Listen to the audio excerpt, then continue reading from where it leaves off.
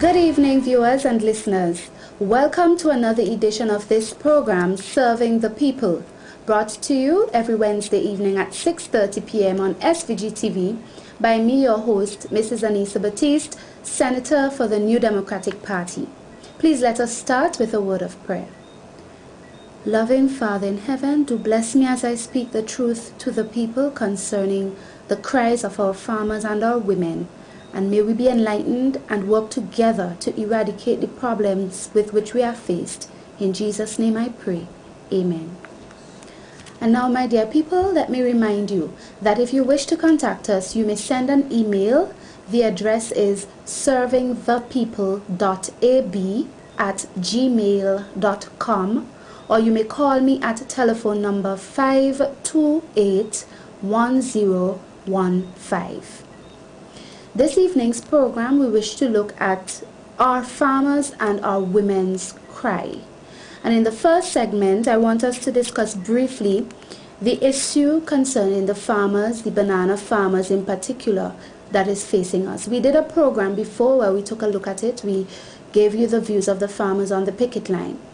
I know in recent times that there have been problems where our farmers have been asked to cut back, and there have been rejection of their bananas in the last few months due to the black sigatoka disease.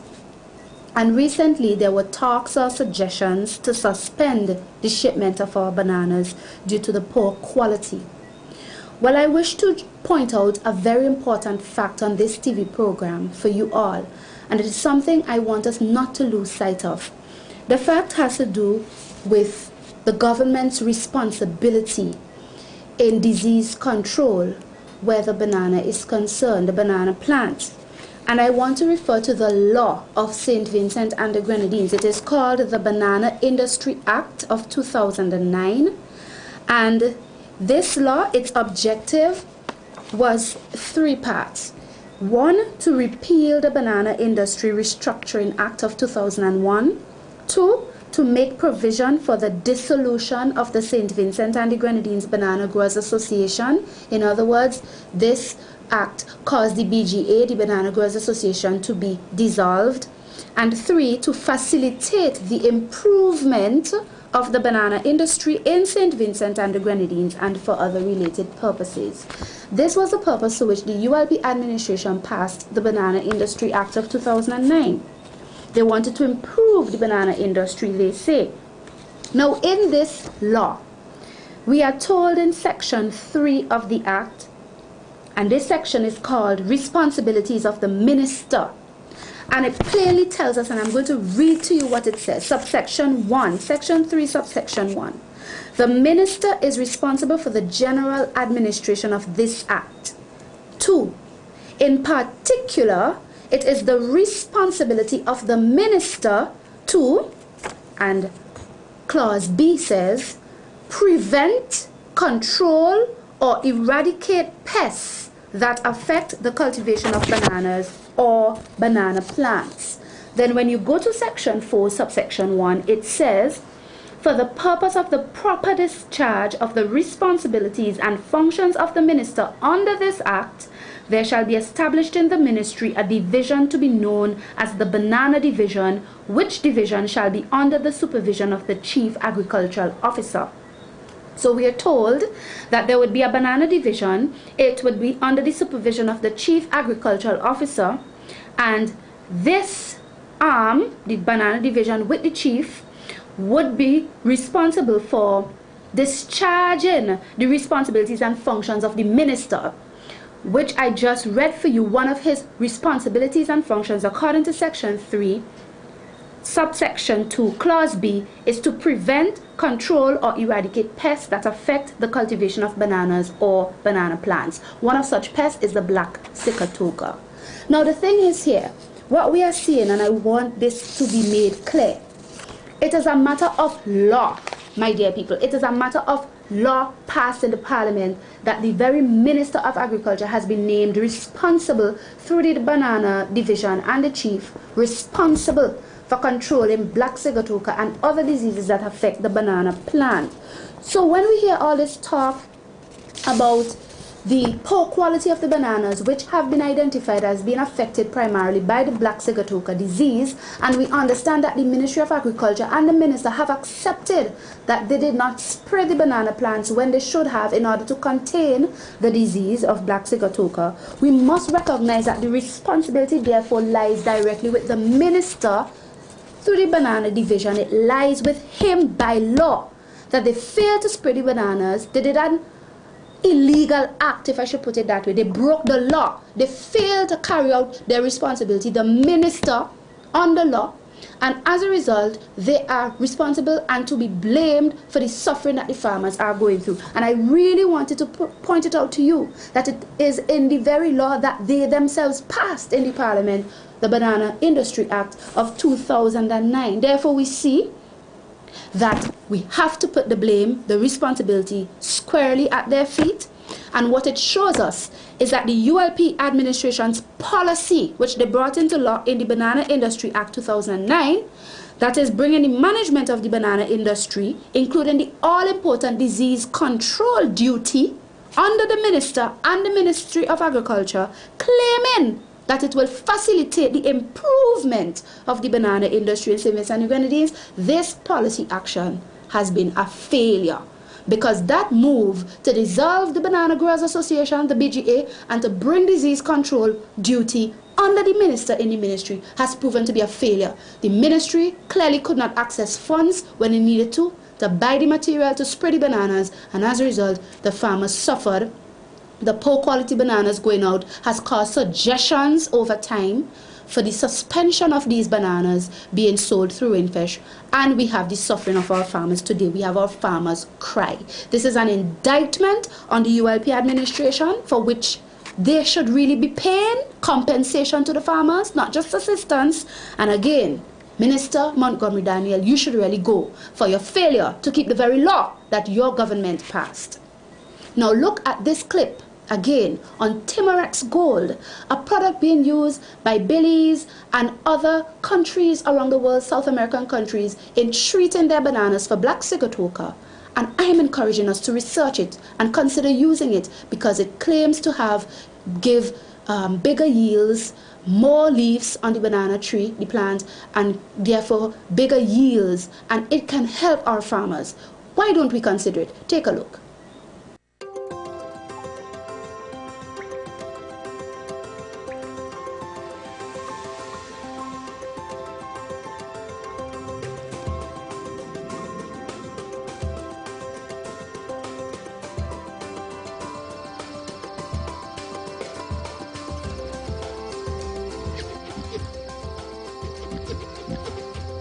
Timurex Gold. What? TG. It stands for Timurex Gold. Here, let me show you.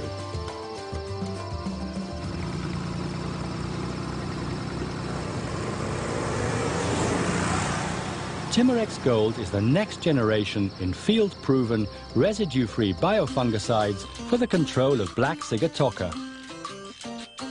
Timurex Gold is a completely natural product based on a plant extract of Melaleuca alternifolia.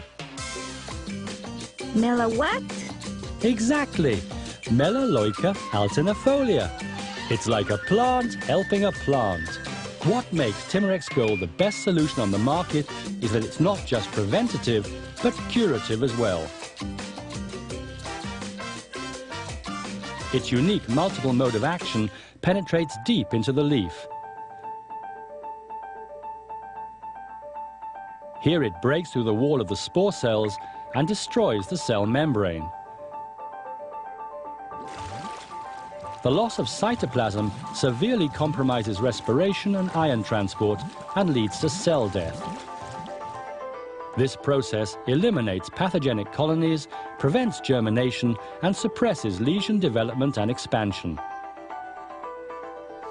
In fact, lesions treated with Timurex Gold from stages 2 to 4 turned a dark brown and exhibited no further expansion even 57 days after application. This unique curative ability opens up a whole new opportunity in disease control. Now you can spray in most disease stages and stop the development of black sigatoka. Timurex Gold has demonstrated a high efficacy in semi-commercial and commercial banana plantations. Timurex Gold provided a similar or better efficacy than systemic fungicide. Unlike chemical fungicides, which inhibit black sigatoka in stages 1 and 2, Timurex Gold inhibits and controls black sigatoka in stages 1, 2, 3, and 4. Developed by STK Biomore, the Stockton Group's R&D center in Israel, Timurex Gold is backed by the company's many years of best practice performance in the crop protection industry. As well as meeting regulatory standards, Timurex Gold is subject to stringent quality control mechanisms throughout the manufacturing process. Timurex Gold leaves no residue in soil, water and air, thus reducing the chemical load caused by synthetic fungicides. And it's totally harmless to beneficial insects and bees. This, of course, means there are absolutely no re-entry limitations. Look, the spraying has stopped and they are already returning to work. We're talking zero toxic load. Did I mention that Timurex Gold is the best tool for integrated resistance management? You mean as a multi-component substance, it can be rotated year-round with conventional fungicides without inducing resistance? Exactly.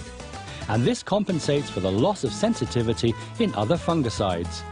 It was demonstrated that Timurex Gold has an important position in any program of black sigatoka control treatments, and due to its unique chemical constituents, plays an important role in resistant management plans. It gets better. The scientific benefits of Timurex Gold translate into economic advantages to the grower. Trials demonstrate that treatment with Timurex Gold produced a larger number of functional leaves.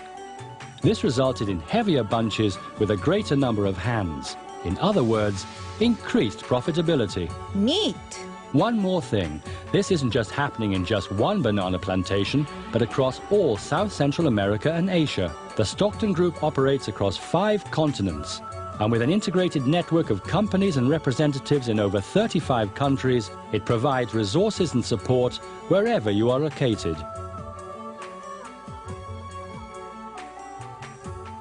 The Stockton Group is committed to enabling our customers to achieve a profitable and sustainable business through the development of innovative, high-quality crop protection solutions. Great. Now can I go play soccer? Of course. Answering the banana growers' requirements for an efficient, sustainable, cost-effective solution to the prevention and cure of black sigatoka, Timurex Gold is quite simply the smart way to grow. Yes, my dear people. Now we have to go straight to our second segment, and this is briefly to look at the issue of our women's cry. This time we're talking about the issue of ending violence against women. November 25th, 2011 will mark the 12th anniversary of the United Nations International Day for Elimination of Violence Against Women, according to Resolution 54 of 134. And most countries will recognize what you call 16 days of activism against gender violence from the 25th of November right into the 10th of December. They will have a lot of activities to raise awareness concerning domestic violence and other violence against women. And I want to let you know that last week I had the privilege, through the nomination of the opposition leader, I was nominated as Shadow Minister for Gender Affairs in the opposition to attend a 2-day Caribbean regional consultation of parliamentarians on gender-based violence prevention, which was held at the Terra Nova Hotel on 9th and 10th of November 2011 in Kingston, Jamaica. It was organized by several bodies, but namely, and I want to mention them, the United Nations Population Fund, UNFPA, the Caribbean Network of Parliamentarians on Population and Development, the CNPPD, the Inter-American Parliamentary Group on Population and Development, IAPG.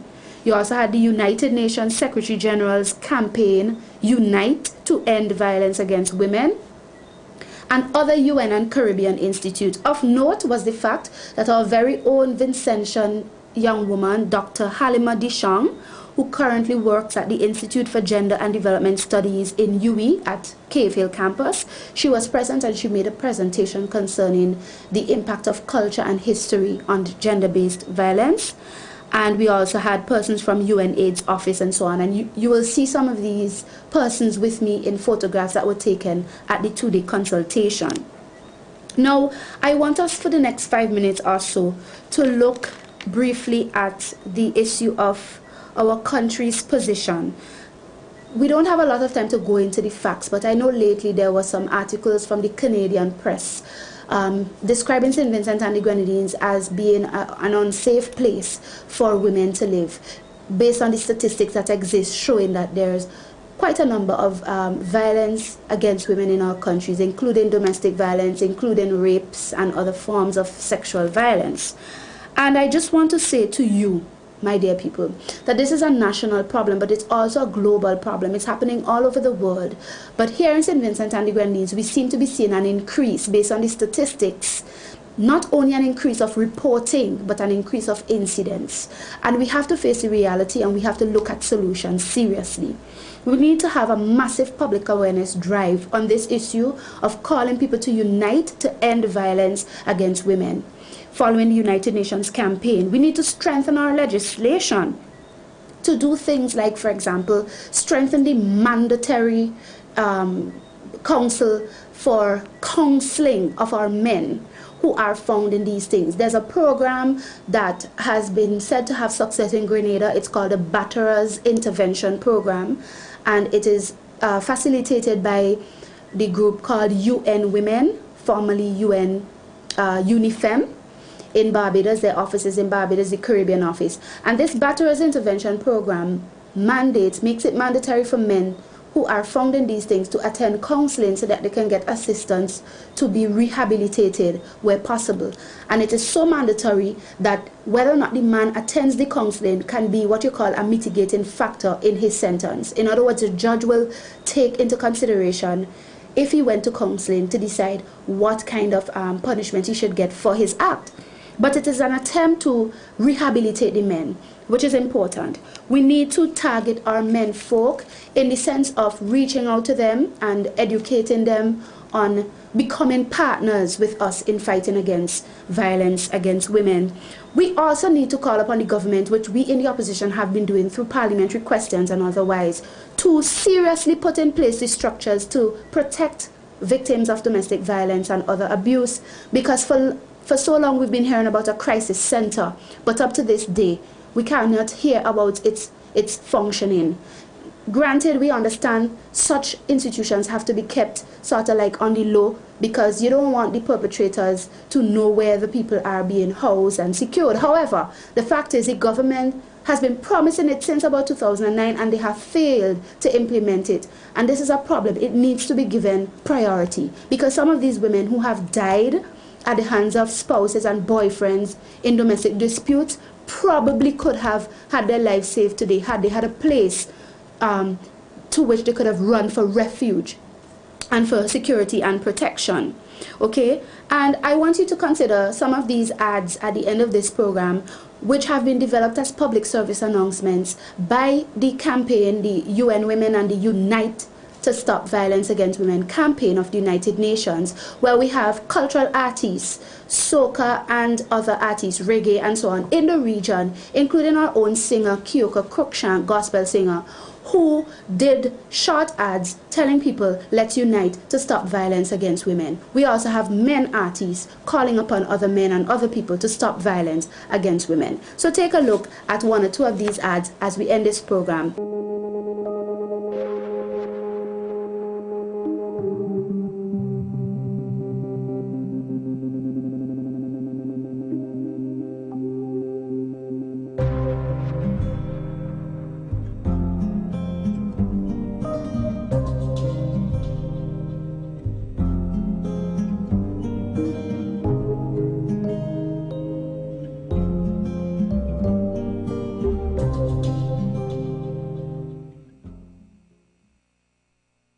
I am a mother. I am a wife. I am an auntie. I'm a cousin. I am a friend. I am many things. And I am Allison Hines. Unite, end violence against women. What are you going to do to end violence against women? I am a woman. I am fearless. I am strong. I am a positive spirit. I am blessed. I am desperate.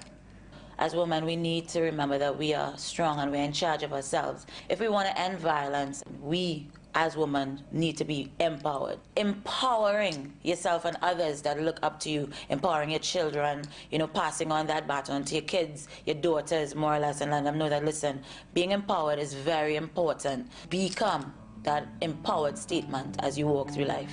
Unite. End violence against women. I am Nelly Starr. I am Andrani. We believe it's everyone's responsibility to look out for each other and make sure that we are safe. We're big believers in music with message, and that's positive message. Woman is such a powerful person, a human being, that no matter what you bring her way, she can endure and she can overcome. And even when she feels like it's the end, there's always an opening for a new beginning, So this is what this song is about. No, it's not easy for a woman in a this young Babylon. Try, but them can broke off with far right ground. Nothing less than a lioness. Yes, yes. Ooh, ooh. And dish it out and mix. I am Patrice Roberts. I am Kyoko Cruikshank. I am a Trinidadian. I am a Vincentian. It's really a blessing to have a woman in your life. Equal rights and justice. A woman and a man have equal rights. As women, we need to stand up and show the men that we are so precious. I think women should speak out and stop keeping things inside, because I know a lot of people and a lot of women, a lot of mothers walk about to cover up with everything. a lot of scars. Women, be strong. And you need to love yourself first, because if you don't love yourself, trust me, you can't accept any love. You need to love yourself first. Unite, end violence against women. I am a 4th degree black belt. I am a teacher. I am a soca artist. I am Mikey. Unite, end violence against women.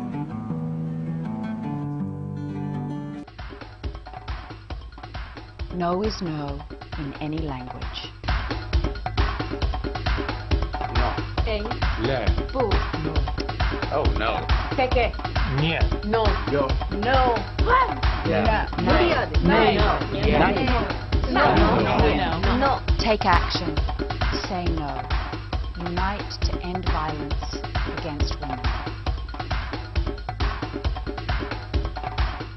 I am Masood Sadiqi. I am TC. I'm a reggae artist, I'm a father, I'm a husband. I'm a strong woman who believes that all women should be empowered. So Masood, my brother, tell me, how do you feel about your role as a man as it relates to violence against women?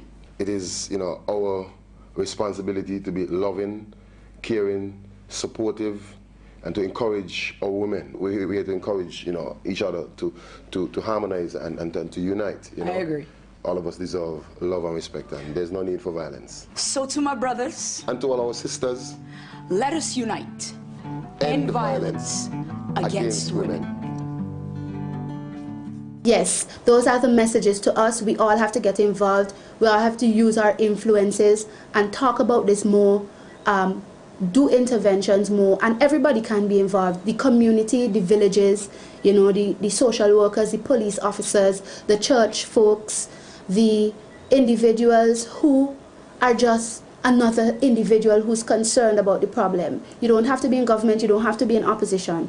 It is a problem that must be tackled by all of us as Vincentians. And the purpose of the meeting I attended was to gather parliamentarians' commitment to doing the necessary things in their respective countries through legislation and otherwise to advocate for the elimination of violence against women in accordance with UN conventions that we have signed as countries, saying that we support the work to end violence against women. We've come to the end of our program. Remember that you may contact me by telephoning 528-1015 or sending an email to servingthepeople cry.ab@gmail.com. Until our next program, may God bless you, love you, amen.